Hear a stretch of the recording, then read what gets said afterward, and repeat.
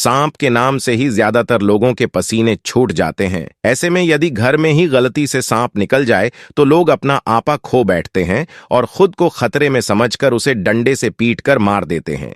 साथ ही हिंदू धर्म के अनुसार भगवान शंकर के गले में सांप विराजमान होने के कारण इसकी हत्या को पाप भी माना गया है। वैसे तो किसी भी जीव की हत्या करना पाप है। जो इंसान किसी जीव की बर्बरता से हत्या करता है या उसे बेवजह मारता है तो उसे एक न एक दिन इसका बुरा फल जरूर भुगतना पड़ता है। इसलिए धर्मशास्त्रों में इस बात पर जोर दिया गया है कि सांप को मारने से इंसान को बचना चाहिए। यदि कोई मनुष्य सांप की हत्या करता है तो उसे इसका फल कई जन्मों तक भुगतना पड़ सकता है। भारतीय जनमानस में इच्छाधारी नाग अथवा नागिन की अनगिनत कथाएं मौजूद हैं। किंवदंतियों के अनुसार ये इच्छाधारी नाग अथवा नागिन कोई भी रूप धर सकते हैं, कहीं भी जा सकते हैं। कुछ लोगों का यह भी मानना है कि ऐसे सांपों के पास एक चमत्कारी मणि भी होती है, इससे रोशनी फूटती रहती है। कहते हैं कि जिस भी व्यक्ति के नागमणि हाथ लग जाती है उसकी किस्मत चमक उठती है। जिस भी नाग नागिन के पास नागमणि हो उसे बहुत शक्तिशाली माना जाता है और वह जिंदगी भर उसकी रक्षा करते हैं। इसके अलावा ऐसा भी माना जाता है कि जिस इंसान के पास नागमणि हो उसकी किस्मत बदल जाती है और उसे कई अलौकिक शक्तियां प्राप्त होती हैं। ऐसे में दोस्तों जरा सोचिए कि इस नागमणि में कितनी शक्तियां होंगी और अगर यह किसी इंसान के हाथ लग जाए तो वह इंसान बहुत शक्तिशाली हो जाता है। लेकिन दोस्तों नागमणि को साधारण इंसान हासिल नहीं कर सकता। यह केवल इच्छाधारी नाग नागिन को कठिन तपस्या के बाद महादेव से प्राप्त होती है, क्योंकि नाग नागिन महादेव शिव को ही अपना आराध्य मानते हैं और उनकी हजारों वर्षों की कठिन तपस्या से भगवान शिव खुश होकर उन्हें नागमणि देते हैं, जिन्हें इच्छाधारी नाग नागिन को संभाल कर रखना होता है। लेकिन दोस्तों अगर कोई नागमणि चालाकी से चुरा ले तो उस व्यक्ति के साथ क्या होगा, आइए जानते हैं। दोस्तों यह चमत्कारी घटना है उत्तर प्रदेश के एक छोटे से गांव खेरागर की। दरअसल यह घटना घटित हुई ब्रजेश जी के साथ। जो ब्रजेश करीब आज से 5 साल पहले एक साधारण एवं गरीब किसान का जीवन व्यतीत करते आ रहे थे। वह अक्सर जंगल में अपनी बकरियां चराने जाया करते थे और खेतीबाड़ी का भी काम करते थे। एक दिन बकरी चराते चराते वह जंगल के थोड़ा और अंदर निकल गई। उसी जंगल में एक इच्छाधारी नागिन अपने नाग के साथ एक विशाल पेड़ के पास रहा करती थी। वह नागिन गर्भवती थी। शाम का वक्त था और ब्रजेश जब उस पेड़ के पास से गुजरा तो उसे वहां एक तेज चमकती चीज दिखाई दी, परंतु साथ ही वह दोनों नाग नागिन भी वहीं थे। उन्हें देख वो थोड़ा सा डर गया और तुरंत ही वहां से जल्दी से घर की भागा। ब्रजेश इतना घबराया हुआ था कि उस समय तो उसने पीछे मुड़कर तक नहीं देखा, परंतु उस रात उसके ध्यान में वो चीज जो चमक रही थी वो बार बार आ रही थी। वह इतना तो समझ गया था कि वो हो ना हो बहुत मूल्यवान चीज थी और अगर वो मुझे मिल गई तो मैं भी धनवान हो जाऊंगा। परंतु सबसे बड़ी मुसीबत थी वह दोनों नाग नागिन। अगले दिन वह वापस जंगल उसी पेड़ वाले स्थान पर गया और कुछ दूर खड़े रहकर छिपकर उस पेड़ के पास रह रहे नाग नागिन को देखने लगा। कुछ देर देखने के बाद उसने ध्यान दिया कि नागिन तो गर्भवती है। वह उस रात घर आकर सोचने लगा कि यह अच्छा मौका होगा। जब नागिन अपने बच्चे को जन्म देगी तभी वो नागमणि चोरी कर लेगा, क्योंकि उस समय नागिन कमजोर होगी।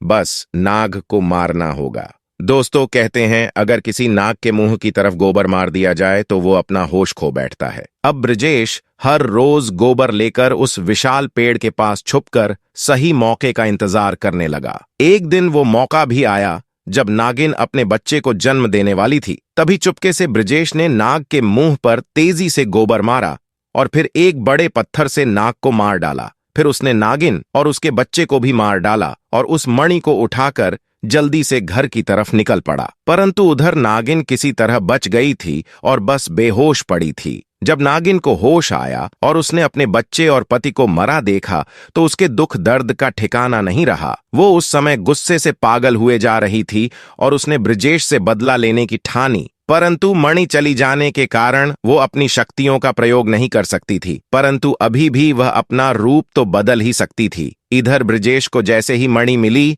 उसका पूरा जीवन ही परिवर्तित हो गया।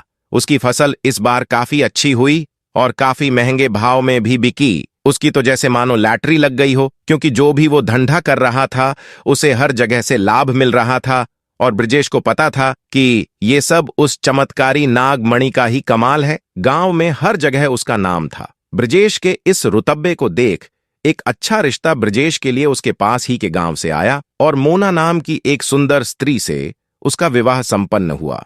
मोना अपने पति ब्रजेश को बहुत प्यार करती थी और बहुत इज्जत देती थी। दोनों एक दूसरे का कदम कदम पर साथ निभाते। उनकी जोड़ी गांव में मिसाल बन चुकी थी। उधर नागिन भी एक पुरुष का रूप धारण कर उमेश नाम से ब्रजेश के यहाँ उसका मुंशी बन गया और ब्रजेश का विश्वास जीतने लगा। ब्रजेश भी उमेश के व्यवहार और वफादारी को देख उसे अपना भाई समान ही मानने लगा। एक दिन मोना अपने पति ब्रजेश के पास आती है और बताती है कि तुम पिता बनने वाली हो, मैं गर्भवती हूं।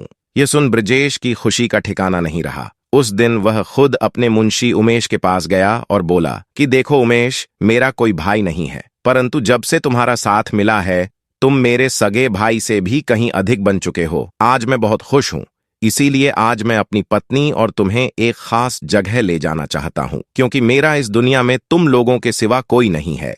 और वो अपनी पत्नी और उमेश को कार में बैठाकर गांव के एक कोने में ले जाकर कार एक छोटी सी कुटिया के सामने रोकता है और बताता है कि जब वह छोटा था तब इसी कुटिया में उसकी मां की जान उसे जन्म देती चली गई थी। उसके पिता तो पहले ही गुजर चुके थे। तब एक बूढ़े बाबा ने उसकी मां को वहीं दफना दिया था और ब्रजेश को उसी बूढ़े बाबा ने पाला था। ब्रजेश बताता है कि जब भी उसके साथ कोई बुरी घटना होती या वो दुखी होता है तो बस वो इसी कुटिया के पास चला आता है। यहाँ उसे एक अनोखे सुकून का एहसास होता है। ब्रजेश आगे बताता है कि आज तुम दोनों को मैं इसलिए यहाँ लाया हूँ क्योंकि तुम दोनों अब मेरी जिंदगी का एक अहम हिस्सा बन चुके हो। दोस्तों, यह सुन सभी के आंखों में पानी भर आता है। कुछ देर रुकने के बाद जब वे वापस पहाड़ी से होते हुए घर को जाते हैं तो अचानक उनकी गाड़ी पहाड़ी पर एक बड़े पत्थर से टकराती है और गाड़ी को जोर का झटका लगता है, जिसके कारण ब्रजेश तो कार में ही फंसा रहता है, परंतु उसकी पत्नी मोना पहाड़ से नीचे गिर एक पेड़ पर अटक जाती है और उस पेड़ के ठीक नीचे ही बहुत गहरी खाई थी। दोस्तों, वो रात कार्तिक पूर्णिमा की ही थी। उमेश अपनी शक्तियां पाकर पुनः नागिन रूप धारण कर लेता है। ब्रजेश उमेश को देख चौंक जाता है क्योंकि उमेश अब नागिन में पुनः बदल गया था। वो नागिन ब्रजेश को बताती है कि कैसे ठीक इसी तरह वह भी इसी स्थिति में फंसी थी जब ब्रजेश ने उसका पूरा घर संसार लूट लिया था, उसके पति और बच्चे को मारकर, और आज मेरे पास बदला लेने का मौका है। ब्रजेश घायल गाड़ी में फंसा हुआ था और रो रोकर नागिन को बोलता है कि भले मेरी जान ले लो, परंतु मेरी पत्नी गर्भवती है, उसे छोड़ दो। परंतु तभी उस नागिन को अपनी वही स्थिति याद आती है कि क्या होता है जब कोई अपना छिन जाता है, ये जिंदगी का सबसे बड़ा दुख होता है। नागिन ने ब्रजेश का उसकी पत्नी के प्रति सच्चा प्यार देख उसे माफ कर दिया और मोना को उस पेड़ से निकाल बचा लिया तथा दोनों को हॉस्पिटल छोड़ खुद वापस जंगल में उसी विशाल पेड़ के पास चली गई। जब ब्रजेश हॉस्पिटल से स्वस्थ होकर अपनी पत्नी के साथ घर वापस लौटा तो उसे अपनी गलती का एहसास हुआ और उसने जाना कि उसने कितनी बड़ी गलती करी है। वो नागमणि को लेकर उसी विशाल पेड़ के पास गया और उस पेड़ के पास उस नागमणि को रख फूट फूट कर रोने लगा और शाम को वापस घर आ गया। दोस्तों, कभी कभी इंसान लालच में इतनी बड़ी गलती कर बैठता है कि फिर उस गलती को कभी भी ठीक नहीं किया जा सकता और बस अंत में पछतावा ही रह जाता है। आपको ये घटना कैसी लगी हमें कमेंट बॉक्स में जरूर बताइए। साथ ही वीडियो को लाइक करें, शेयर करें और चैनल को भी सब्सक्राइब जरूर करें। शुक्रिया।